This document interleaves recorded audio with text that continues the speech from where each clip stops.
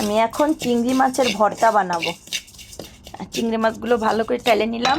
এখন আমি শিলপাটায় একটু গুঁড়ো করে নিই।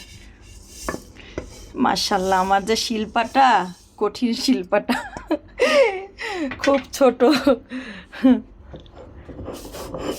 ওয়াও, খুব সুন্দর গুঁড়ো হয়ে যাচ্ছে। আমি এটা গুঁড়ো করে নিই। আমার গুঁড়ো করা হয়ে গেছে।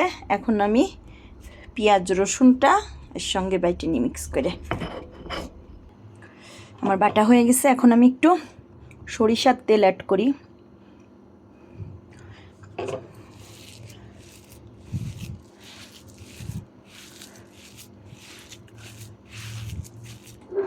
আমি ধনে পাতা দিয়ে রসুন দিয়ে একটুখানি কাঁচা দুর্গন্ধটা একটুখানি ভাইজে নিছি। কাঁচা দুর্গন্ধটা চলে যাওয়ার জন্য আমি এখন এটা বেটে নিই।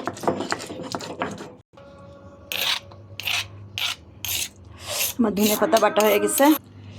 পুরা ভাইয়ারা যদি খাওয়াইতে পারতাম তাহলে টেস্টটা বুঝাইতে পারতাম, এত স্বাদ হয়েছে।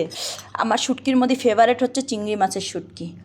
এই চিংড়ি মাছ শুটকির ভর্তা আর এটা ধনে পাতা ভর্তা। আল্লাহ হাফেজ।